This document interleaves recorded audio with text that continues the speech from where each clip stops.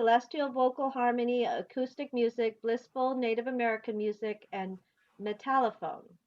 They have performed both nationally and internationally at So it's so good to be here on the last day of, last Sunday of February, which is still celebrating a month of love, as we should every day. And also this is the second week of Lent.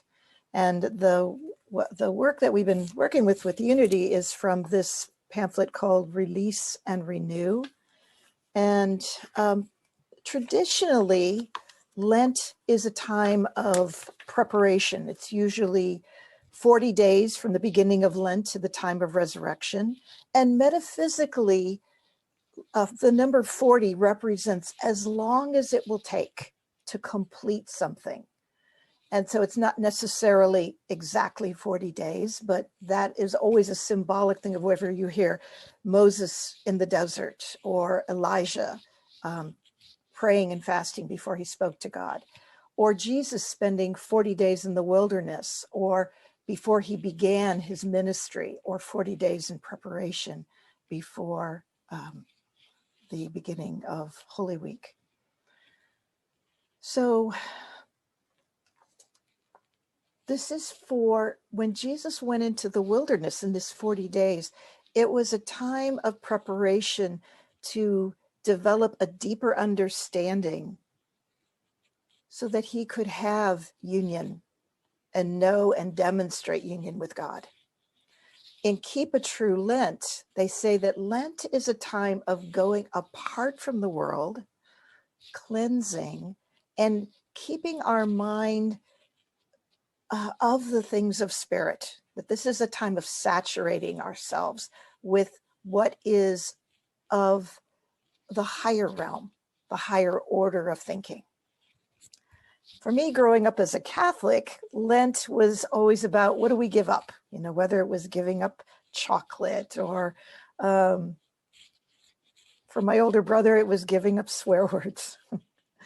But later it became, how do we not go into those places of negativity, those places that want to take us into realms we shouldn't stay in? And so the acronym is let's negate or eliminate negative thinking. And I would say there's another acronym, and that is let's embrace necessary, new, or novel thinking. And especially during those times when we are facing those trials and tribulations that I'm sure I'm not the only one that faces those. So I don't know why the title popped up into my head, love is a 3-letter word. So what I started doing is I started asking people, well, what 3-letter word represents love to you? And here's a couple of them. They said Om, A-U-M, which is the sound of the universe, fly, ask, God, you, hug, and, yes, wed, all, pet, cat, dog, which reminds me of that old joke, which is, what does an agnostic insomniac do? He stays up all night and contemplates the meaning of dog. I know, bad. So I'm going to explore quite a few 3-letter words, but I'm going to invite you later after at Spiritual Cafe, what 3-letter words represent love to you and why? So the first one I want to explore is the word now, because in this Lent booklet, the second living word for today is now. And the living word is from Luke chapter 23, verse 43. Today you will be with me in paradise. So we have the image of 2 men on the cross, 2 thieves on either side of Jesus. And metaphysically, one represents the past, one represents the future, and Jesus represents this now moment. And I want you to think of all these three-letter words in terms of what we need to release, to renew, and with this month to love more deeply. So with these two men representing the past and the future, which can obviously rob us of this present moment. So metaphysically, they are an important metaphor to remember.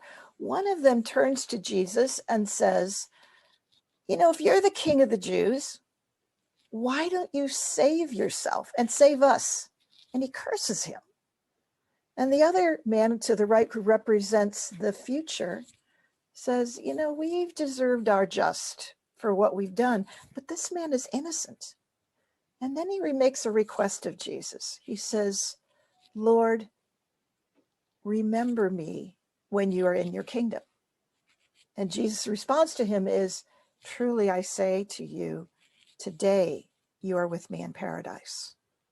Not tomorrow, not later, not someday. And it's interesting because paradise, the other meaning of paradise is the kingdom of heaven. And what do they say scripturally? They say the kingdom of heaven is at hand. The kingdom of heaven is amongst us.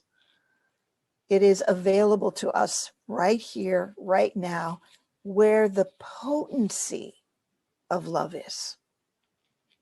But how many of us have missed so much peace and even immense beauty and blessings because we're not present to this now moment? And staying present isn't a matter of thinking. It's really a matter of being. As we know from the Ram Dass quote, be here now. So I recently read a modernized Chinese proverb, and it said this: a year is long. Busy people make it short. The world is vast. Narrow-minded people make it small.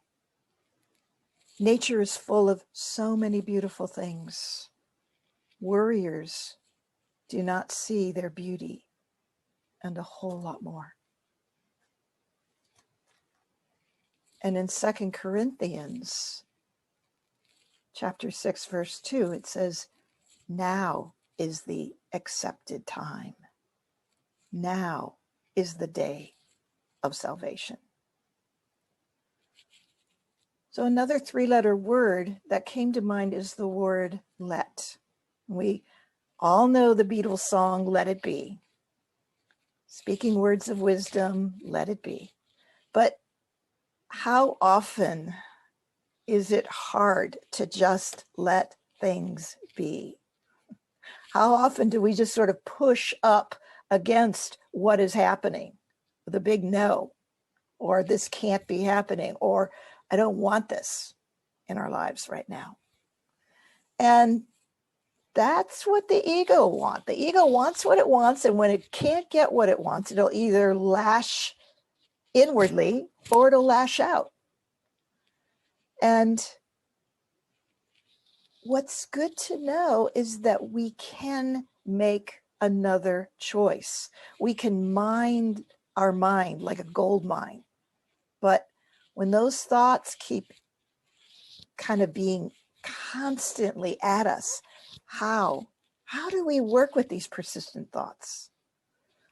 Well, Paramahansa Yogananda would say how we let go of persistent thoughts and how we steady ourselves is by being in stillness, by being in meditation, which gives us this place of spaciousness.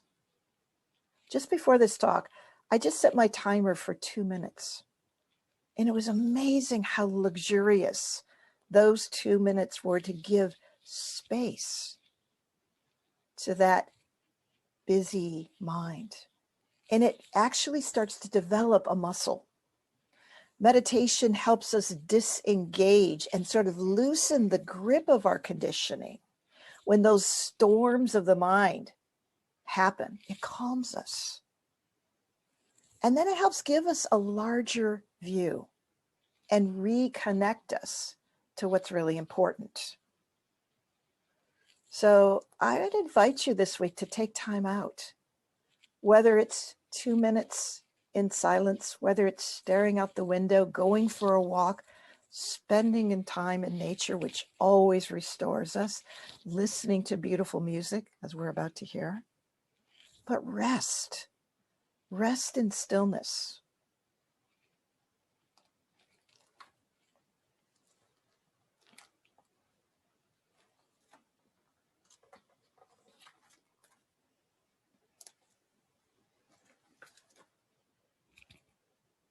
Just like we're doing right now.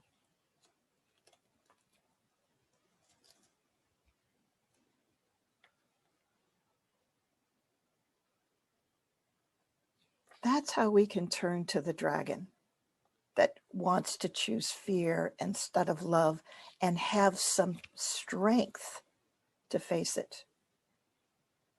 It's amazing the power that gets built as we have that time in stillness. It's so much more potent than we can know. And of course, in that time of meditation, what we're doing is we're connecting to a higher frequency, to, again, a higher order of thinking and being. So we're invited to let go and to let God. And so I have this friend named Jane who often will say, okay, God, this is bigger than me. It's your problem. I'm going to let go and I'm going to give it to you. You handle it. And it's my job to figure out how it's to be done. That's yours. That's your business. And so what she finds is that it connects her to something bigger. She's not out there alone. And that she gets to be reminded that there's a greater mystery that's unfolding. And that when we reconnect up and ask, okay, show me, what am I to do? Where am I to go? What am I to say and to whom? Then that answer comes. And like that song, Let It Be, there will be an answer when we let God do God's work through us. So she says, I always invite God to show up. This is Jane speaking. I always invite God to show up and to show out. I need to witness your love. So show me what's my work to do.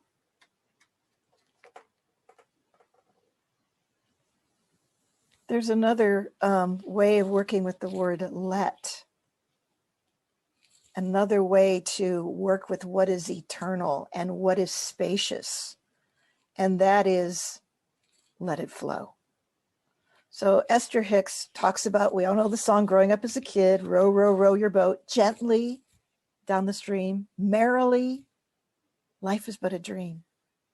It's a dream that we make up. And have you ever noticed the pressure we actually put on others for them to fulfill our movie or our dream, or the pressure we feel from others as they've got their movie or their dream going on and they expect us to live it in their dream, their way? It's a lot of subtle pressure. So she says, let it flow. So as we're rowing the boat gently down the stream, what happens is we go, oh, wait a minute. Life's supposed to be hard, right? And we turn the boat upstream and we go paddle, paddle, paddle, paddle, and we struggle. And then we go, oh, wait a minute. This isn't mine alone to do. Let the boat turn itself around and then we flow back down the stream. And then we go, oh, wait a minute. My parents didn't have it easy, or this person didn't have it. These things weren't given to me like they were given to other people. The nasty thief of our happiness, which is comparison. And then we, again, turn the boat around and we go paddle, paddle, paddle, paddle upstream until we remember, let it flow, let it go. Life is not meant to be as hard as we make it. And that's the dirty little secret that the ego doesn't want to hear. There's a beautiful quote by Aristotle. And there is a choice to move from willingness, from being in willfulness. And the question that we ask, what is the next thing I can do to turn that boat around? Something that will elevate me. And he says this: excellence is an art won by training and habituation. It's not that we act rightly because we have virtue or excellence, but it's because we have those, because we have acted rightly again and again. We are what we repeatedly choose and do. Excellence then is not just an act, but it's a habit. So act, which is another 3-letter word. What would it make of you if you do this? Whatever that is that you are facing. And sometimes it means that when we're in the face of fear, to move toward it rather than away from it. Recently, I'm in a mastermind group and we were asked to do certain things. And I didn't quite get the results that I wanted to. And so I didn't want to be on the call. But in that moment, I knew that if I didn't get on that call, the old tapes were going to start, and then it was going to be harder for me to get on future calls because my story, I was aware, I had a little spaciousness to know, okay, here it is, it's running me. And so I immediately got on the call, and when you know it, I was the first person on the call with the facilitator, and I shared my fear, I shared my concern, and it just melted away because I was willing to go right toward what I feared. And then it usually isn't. What do they say? Fear not, faith answered, no one was there. Don't you find that sometimes our fears are sometimes so much greater if we resist it than if we face it? So another way of letting the word let be potent is let it be real to you. Say yes. Yes is a huge, expansive word. And then we can act from that inspiration. Another word that is the word see. We all know the root word of intimacy can be into me see, where seeing is an inside job. We can look at many things and we will each see something very different. My former minister would say, Jack Boland, he would say, let me see this for you until you can see it for yourself. And that's how we can empower others, is holding a higher vision for what they cannot yet see.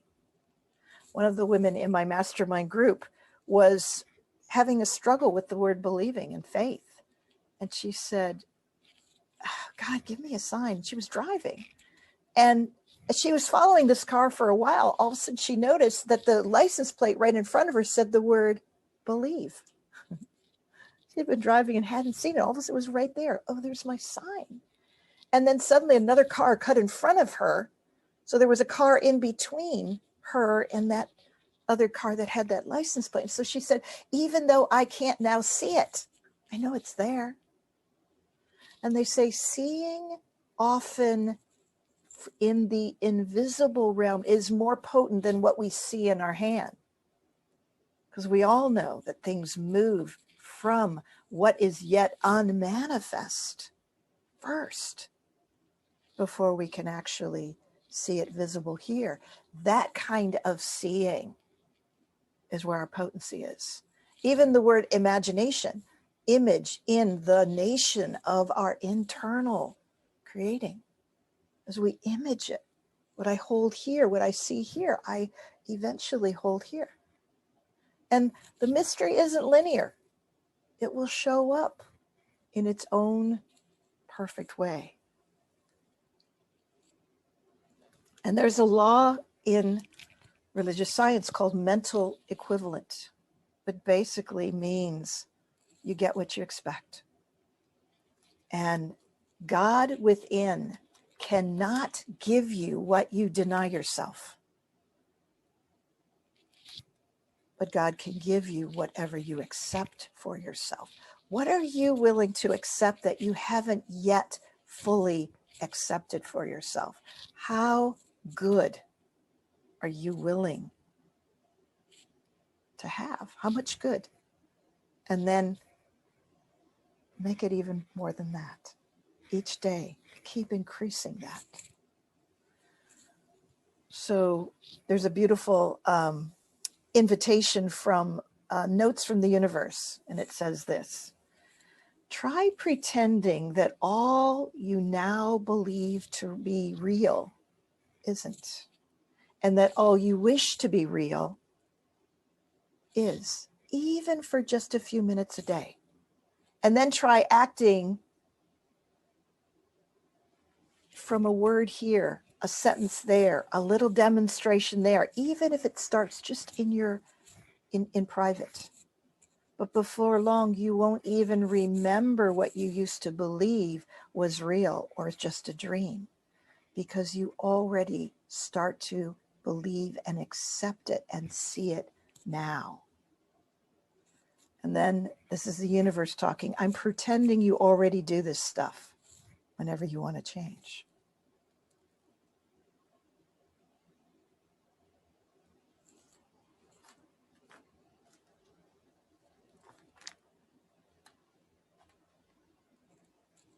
So just know that whatever you are wanting, good is coming to you right now. Look for it. And how many of you have read the book Jonathan Livingston Seagull? It's an old one, but it's timeless. So there's a part in there which is about seeing another way. Jonathan was astonished to see his elder seagull named Chang outfly anyone. And he sought to ask his wisdom about heaven, knowing that his days in front of him were much less than the days behind him. And he said, "What is heaven?" And Chang responded by saying, "Heaven is not a place or a time. It's a pure state of being.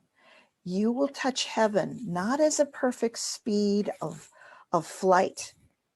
Heaven is being there.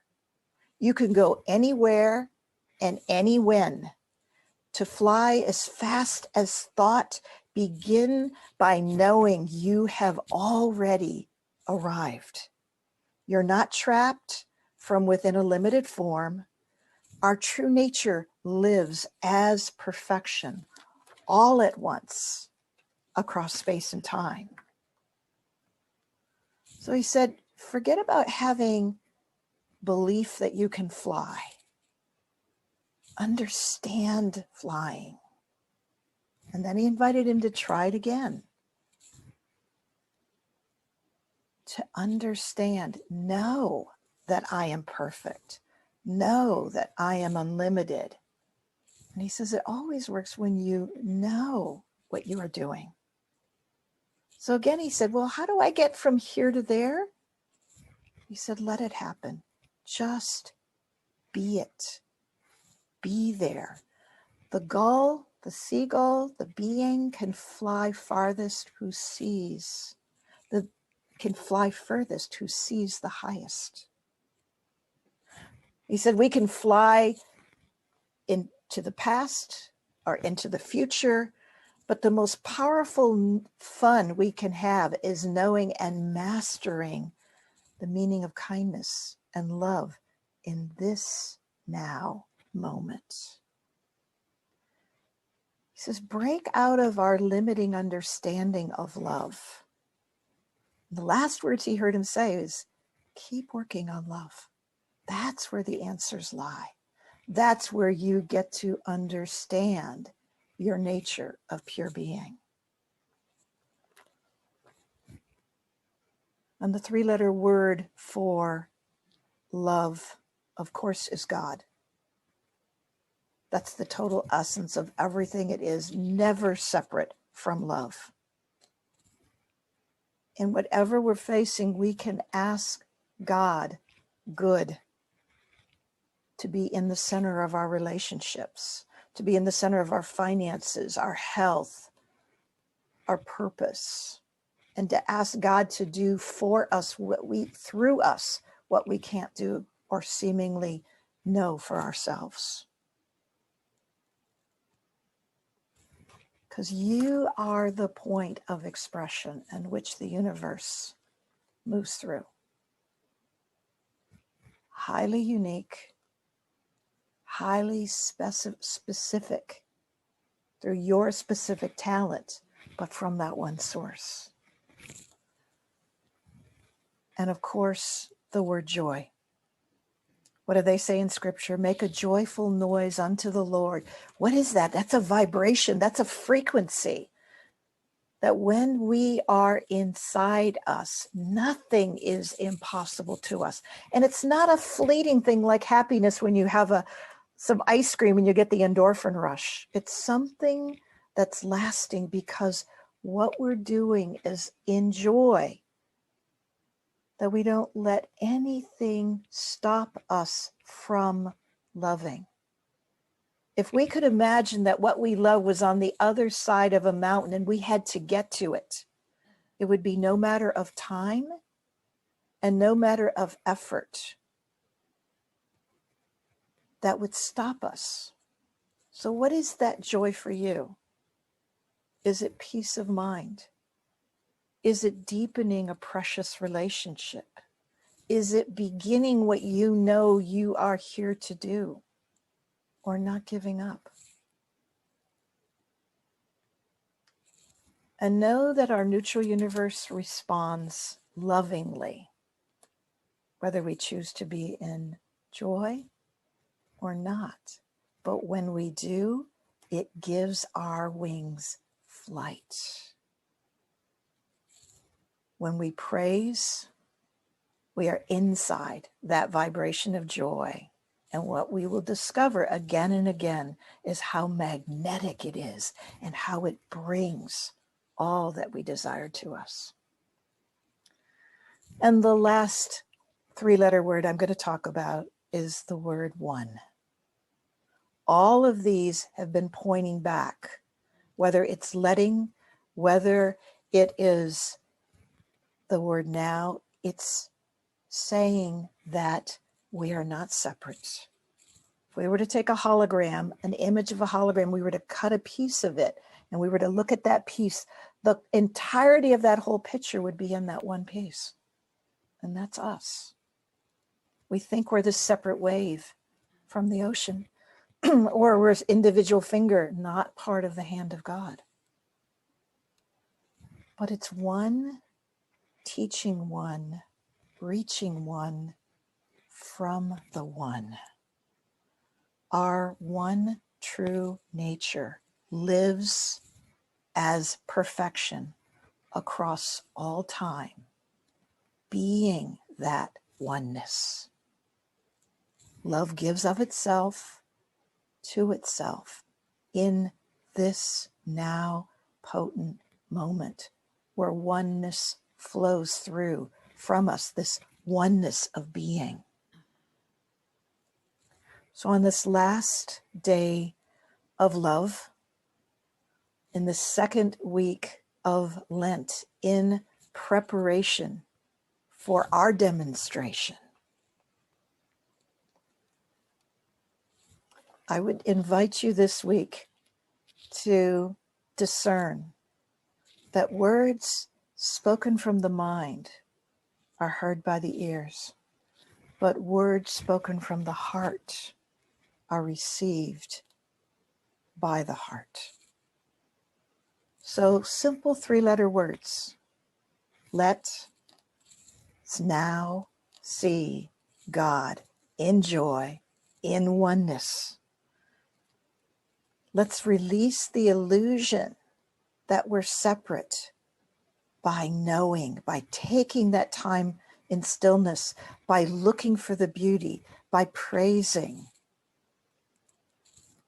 and we renew by loving. So I want to end with Rumi, who says, "Your acts of kindness are iridescent wings of divine love, which linger and nourish and continue to uplift others long after your sharing." So with this beautiful song with Heart Dream, I know they've sung this song before, and when I heard it, I just knew how perfect it was. I invite you again to follow up with us after for Spiritual Cafe, but I want to leave you with their words. Love from the heart of hearts, one from the beginning, as it will always be, oneness of being. Thank you.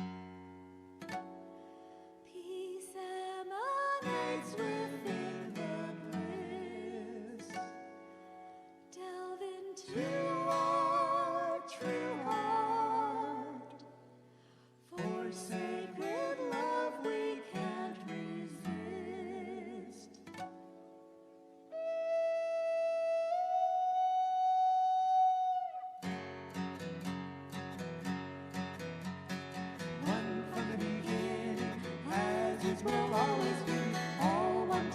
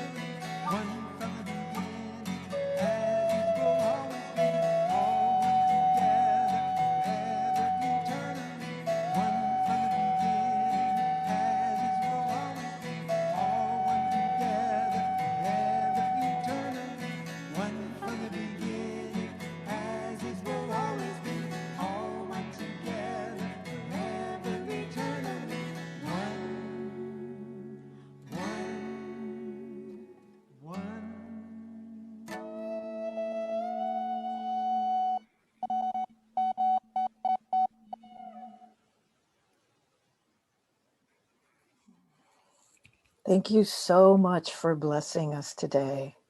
Is